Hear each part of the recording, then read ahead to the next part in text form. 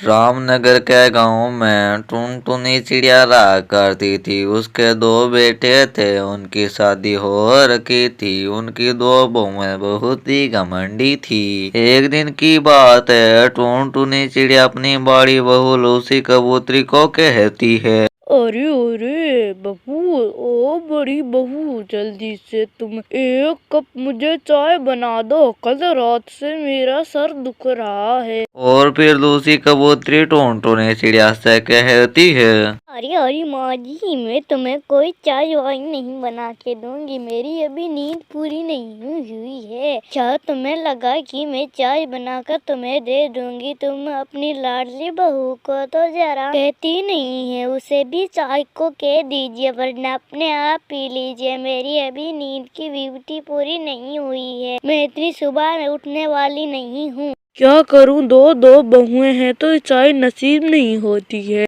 फिर वह अपनी छोटी बहू टुनी चिड़िया को आवाज लगाती है, टुनटुनी बहू, ओ छोटी बहू, जरा मुझे एक चाय तो बना दो ना। मेरा सर फट रहा है दर्द की मारे। अरे सुबह हो ही नहीं और ये बुढ़िया चिल्लाने लग गई है। जाकर जाओ उसे चाय बना दो। मैं तो इतनी सुबह उठने वाली नहीं हुई। सुबह सुबह चाय पीने के लिए मरी जा रही है।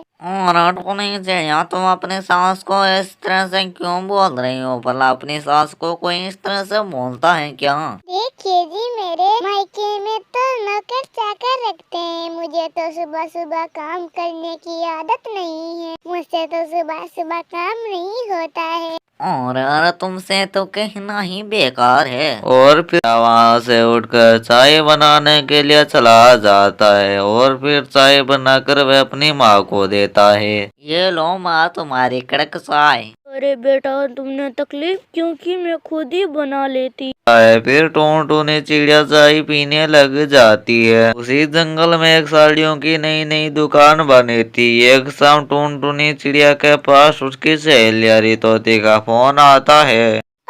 अरे डार्लिंग, तुम्हें पता है कि महंगी महंगी साड़ियाँ सस्ते में मिल रही है। क्या तुम लोगी क्या साड़ियाँ? ठीक है, तुम मेरे घर आ जा, दोनों साथ में चलेंगे। टुनी चिड़िया फोन रखकर अपनी सास के पास जाती है।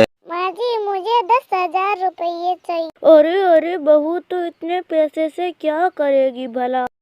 अरे माँ जी, इससे आपको क्या मतलब है? मैं पैसों से क्या करूँगी? अब मुझे चाहिए पैसे। अरे बहू, अभी मेरे पास इतने पैसे नहीं है। मेरे पास तो अभी 2,000 रुपए हैं। ये तू ले ले। अरे माँ जी, मुझे ये 2,000 रुपए नहीं चाहिए। मेरे माँ बाप के घर में मुझे कोई पैसों की कमी नहीं थी। अब मैं मेरे मायके जाऊंगी। मैं तो चुटकियों में उड़ा देती थी 10,000 रुपये। अब मुझे जाना है, मैं तो कल ही चली जाऊंगी। यहाँ नहीं रहूंगी मैं तो। अरे बेटा, मैंने तुमको ऐसा क्या कह दिया जो तुमको मायके जाने की बात हो गई है? अपने शादी करने के बाद अपना ससुराल ही अपना घर होता है। माँ जी, ज्यादा मुझको ज्ञान मत दीजिए। मैं तो कल ही चली जाऊंगी। माँ बापों ने इस घर में क्या देखा था जो इस कंगाल घर में मेरी शादी कर दी? अब टुनी चिड़िया अपनी बहुओं से बहुत ही तंग आ चुकी थी।